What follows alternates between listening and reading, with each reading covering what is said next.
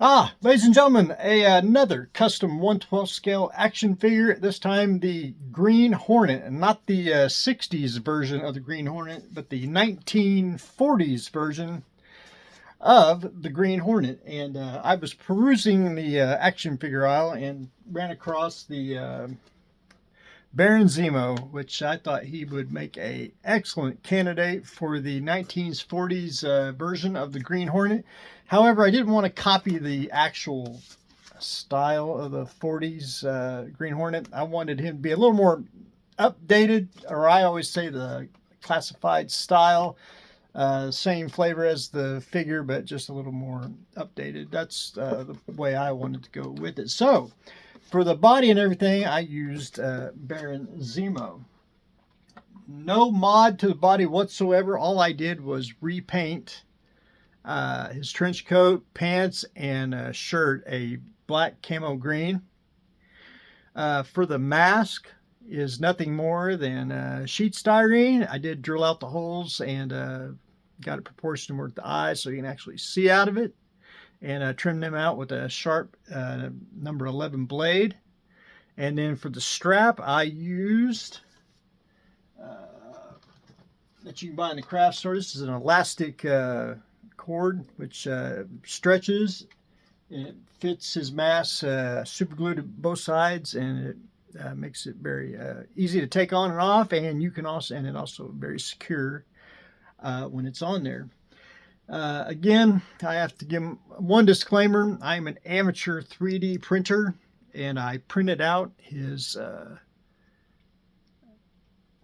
fedora there. And again, not the best 3D printing on my part, but it did. I did have to scale it down to get it about 1/12 scale, and not too bad. Now, it wasn't the best file whatsoever. Of course, it could be user error. I did take, if I can grab it,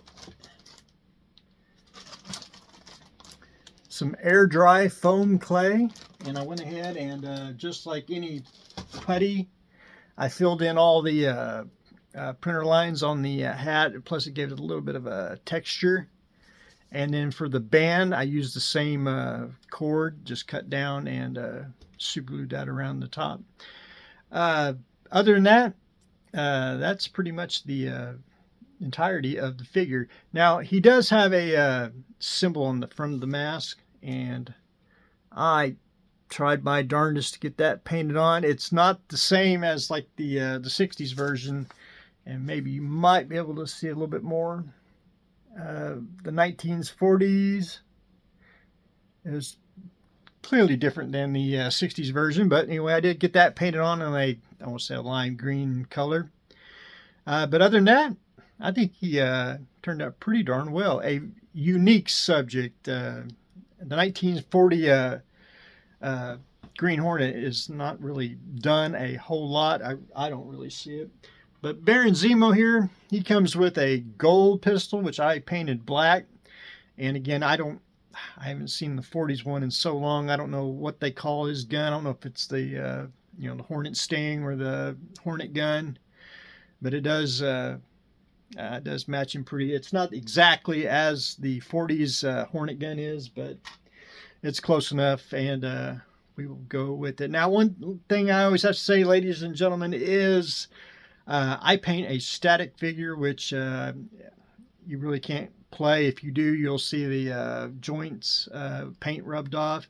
I'm more of a paint static for display purposes, but you can move him in certain ways and it won't show. But joints and everything, I do not know how to solve that. But anyway, that's another topic for another day. But anyway, ladies and gentlemen, that's what I got going on today. Finished up the 1940 Green Hornet action figure. So stay tuned for the next exciting episode.